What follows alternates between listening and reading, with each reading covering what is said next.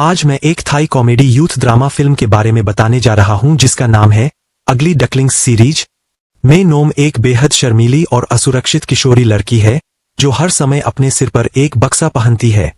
वह एक अजीब स्थिति से पीड़ित है जिसके कारण उसे अपने चेहरे से नफरत होती है।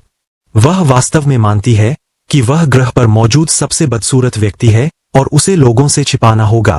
वास्तव में उसने 3 साल से अधिक समय तक खुद को आईने में नहीं देखा है और घर से बाहर भी नहीं निकली है। मे नोम अपने भाई प्लावन और अपने पिता मिस्टर बॉन्ड के साथ रहती है जो हमेशा उसके बारे में चिंतित रहते हैं। एक शाम प्लावन एक चोटिल कोहनी के साथ घर लौटता है और खुद को मुसीबत में पड़ने से बचाने के लिए दुकान से सामान चुराने की बात स्वीकार करता है। वह अपने पिता का ध्यान अपनी बहन की ओर आकर्षित करता है क्योंकि उसकी स्थिति के कारण वह पूरी तरह से पागल है। मे नाम को भी अक्सर घबराहट के दौरे पड़ते हैं और जब वह चिंतित होती है तो उसे सांस लेने में कठिनाई होती है। प्लावन की टिप्पणी उसे चोट पहुंचाती है जिससे उसे सांस लेने में मुश्किल होती है। मिस्टर बॉन्ड जो पिछले वर्षों में उसकी प्रतिक्रियाओं के आदी हो गए हैं उसे शांत करने में मदद करते हैं। फिर नाम ने अपने ब्लॉग में अपने जीवन की कहानी सुनाई कि कैसे वह एक बदसूरत बत्तख बन गई।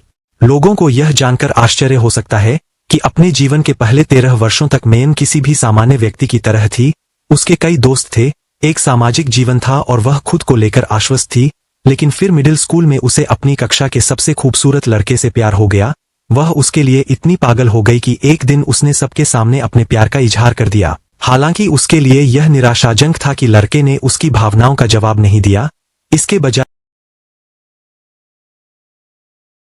उसने उसका उपहार जमीन पर फेंक दिया और उसे अब तक की सबसे बदसूरत लड़की कहा। उसने उसे अपने सिर पर एक बैग पहनने के लिए भी कहा, यह कहते हुए कि उसका चेहरा एक डरावना चेहरा है। उसके सभी सहपाठियों ने उस लड़के का अनुसरण किया और उसे बदसूरत कहा। यह घटना उस बेचारी लड़की के लिए इतनी दर्दनाक थी। वह घर के बाहर एक अटके हुए गुब्बारे को निकालने की कोशिश कर रही थी। एक अजनबी उसके पास आया और उसे मदद की पेशकश की। मायन ने तुरंत अपना चेहरा छिपाने के लिए अपने सिर पर एक कागज का थैला डाल लिया। उस समय उसने महसूस किया कि वह सबसे अधिक आत्मविश्वास तब महसूस करती है जब उसका चेहरा ढका होता है। थैले की स्थिति बिल्कुल सही लगी। लगभग ऐसा लगा जैसे उसे अपना जीवनसाथी मिल गया हो और इसलिए उस दिन से उसने अपना चेहरा कभी किसी को नहीं दिखाया। अंततः थैला एक बॉक्स में बदल गया क्योंकि यह अधिक मजबूत था। उसके परिवार को कभी कभी उसका चेहरा दिखाई देता है लेकिन मेनन उनसे भी छिपना पसंद करती है। वह शायद ही खुद को आईने में देखने की अनुमति देती है। मायन अपना अधिकांश समय सोशल मीडिया पर लोगों से गुमनाम रूप से बात करके बिताती है। अगले दिन मिस्टर बॉन्ड अपने डॉक्टर के पास जाता है और उसकी बीमारी का तुरंत इलाज मांगता है। डॉक्टर के अनुसार मेनम का मामला इतना गंभीर नहीं है क्योंकि वह अभी भी अपने परिवार से बात करती है, जिसका अर्थ है कि यदि उसे बाहर जाने के लिए मजबूर किया जाता है तो उसके पास अन्य लोगों के साथ मेलजोल करने का मौका है। उसकी एकमात्र समस्या यह है कि वह डरी हुई है। डॉक्टर श्री बॉन्ड को सलाह देते हैं कि वह अपनी बेटी को बाहर ले जाए इससे पहले कि वह अपने परिवार से भी बात करना बंद कर दे। रात के खाने में मेनम एक स्ट्रॉ का उपयोग करके भारी आवाज से खाने लगती है। बॉन्ड मेनम को बॉक्स हटाने को कहता है। मेनम बॉक्स को हटाने से इनकार करती है। प्लूवन उसके लिए पुराने बॉक्स की जगह एक नया बॉक्स लाता है और उसे सजाने में मदद करने की पेशकश करता है, जिसके बाद वह पहली बार बॉक्स हटाती है और अपना चेहरा दिखाती है जो बदसूरत नहीं है। प्लूवन उसे आश्वासन देता है कि वह लोगों को उसका मजाक नहीं उड़ाने देगा लेकिन इससे उसे अच्छा महसूस नहीं होता है। फिर भाई बहन मई नोम के लिए नया बॉक्स सजाते हैं। अगली सुबह मिस्टर बॉन्ड अपने बच्चों को स्कूल ले जाते हुए मईनम बॉक्स के नीचे हाइपर वेंटिलेट करना शुरू कर देता है। मिस्टर बॉन्ड उसकी मदद करने के लिए शांत संगीत बजाता है और उसे अंदर जाने के लिए प्रेरित करता है। मईनम कल रात को उसके प्रति बुरा व्यवहार करने के लिए माफी मांगती है और जैसे ही वह निकलती है मिस्टर बॉन्ड भी अपनी बेटी के लिए चिंतित होकर रोने लगता है। उसके सिर पर बड़ा चमकीला बॉक्स किसी का ध्यान नहीं जाता है। हर कोई उसकी ओर इशारा करके फुसफुसाने लगता है जिससे वह और भी घबरा जाती है। उनकी हंसी उसे उस दिन की याद दिलाती है जब वह इतने साल पहले अपमानित हुई थी। मेयन को चक्कर आता है और वह बेहोश होने वाली होती है लेकिन एक लड़का ठीक समय पर उसकी मदद के लिए आता है। उसने एक हेलमेट भी पहना हुआ है जिससे उसे थोड़ा बेहतर महसूस होता है। लड़का अपना परिचय मिंटन के रूप में देता है लेकिन वह घबरा जाती है और भाग जाती है। वह गलती से स्कूल के सबसे लोकप्रिय लड़के हीरो से टकरा जाती है। वह और उसके दोस्तों का समूह उसे बॉक्स उतारने के लिए कहता है।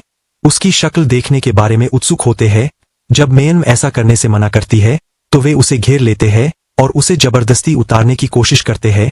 उन्हें मिंटन रोक देता है, जो अपना हेलमेट उतार देता है और अपना चेहरा दिखाता है। जीरो और मिंटन गुस्से में एक दूसरे को देखते। चेहरा मिंटन भी उसी कक्षा में है और अपने सहपाठी के व्यवहार से नाराज है।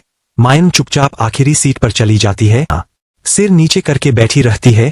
वह अपने भाई की तलाश में कैफेटेरिया में जाती है, लेकिन उसे कहीं नहीं पाती है। छात्र उसे घूरना और उसके बारे में बात करना बंद नहीं करते हैं। दो लड़कों ने उसे अपने सिर पर बॉक्स के साथ खाते हुए देख लिया और उसे इसे उतारने के लिए मजबूर किया। हर कोई उन्हें उसे धमकाते हुए देखता है, लेकिन अंततः मदद करने के बजाय हंसता है।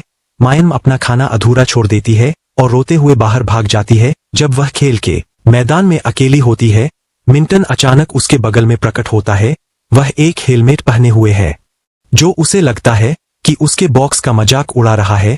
मिंटन स्पष्ट करता है कि वह हेलमेट के साथ जिस तरह से दिखता है वह उसे पसंद करता है। फिर वह अपना सैंडविच उसके साथ साझा करता है, क्योंकि वह पहले नहीं खा सकी थी। मायन उसके साथ बात करने में बहुत अधिक सहज महसूस करती है। वादा किया था कि उनके मतभेदों के कारण वे एक मौखिक विवाद में पड़ जाते हैं। मिंटन हमेशा अपने गुर्गों के साथ घूमने के लिए जीरो का अपमान करता है और उसे एक एक लड़ाई के लिए चुनौती देता है। जीरो इसे लेता है और अपने दोस्तों को वापस रहने के लिए कहने के बाद आगे बढ़ता है। मिंटन पहला मुक्का मारता है, लेकिन जीरो एक समान शक्तिशाली घूंसे से वापस लड़ता है। मेन अपने घर वापस आ रही है। जब वह उन्हें कुश्ती करते हुए देखती है, अचानक पुलिस आती है और लोगों को अलग होना पड़ता है। जीरो उसे बाहर जाते हुए देखता है और उसे अपने साथ खींचता है। एक शांत जगह पर भागने के बाद वह एक चरमोत्कर्ष दृश्य में उसके सिर से बॉक्स को जबरदस्ती उतारता है। वह उसके चेहरे को देखता है और यह नजारा देखकर अवाक रह जाता है, लेकिन मेन सोचती है कि वह उसे घूर रहा है क्योंकि वह बदसूरत है। उसके पिछले आघात की यादें उसके सिर में घूमती रहती है और वह बेहोश हो जाती है। जब मेन अंत में स्कूल में वापस केवल इसलिए लौटना चाहती है क्योंकि वह जीरो से बदला लेना चाहती है, क्योंकि उसने अगले दिन उसे बॉक्स हटाने के लिए मजबूर किया था। जीरो अकेले ही में नोम के बारे में सोच रहा है। वह इस बात से उलझन में है कि जब वह इतनी सुंदर है तो उसने अपना चेहरा क्यों ढका होगा। तभी मेन आती है और कल की उसकी हरकतों के लिए उसके चेहरे पर थप्पड़ मारती है।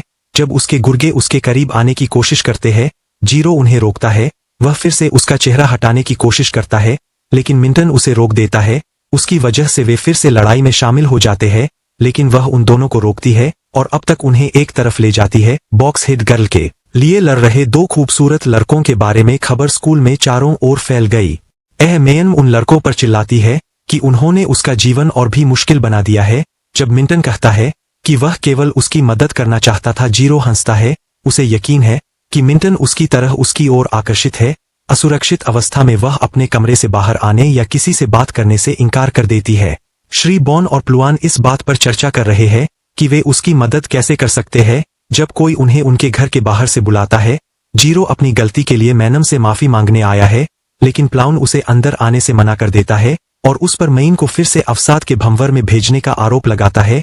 अगली सुबह मिंटन उसे खुश करने आता है, लेकिन उसके बार बार अनुरोध करने पर वह उसे अपने कमरे के अंदर आने से मना कर देती है। वह एक फेस मास्क पहनती है और उसे आश्चर्यचकित करते हुए उससे मिलती है।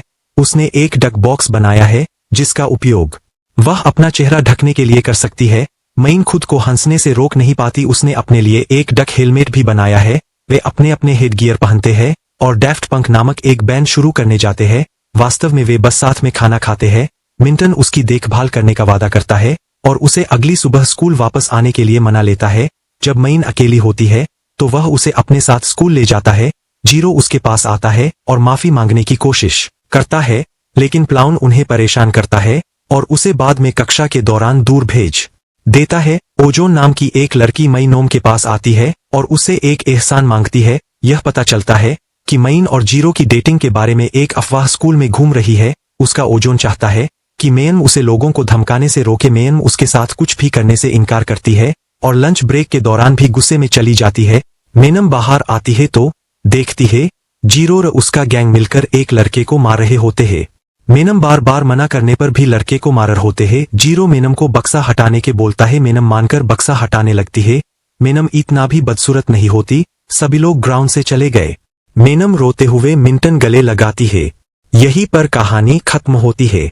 दोस्तों, आपको ये कहानी कैसी लगी कमेंट बॉक्स में जरूर बताना।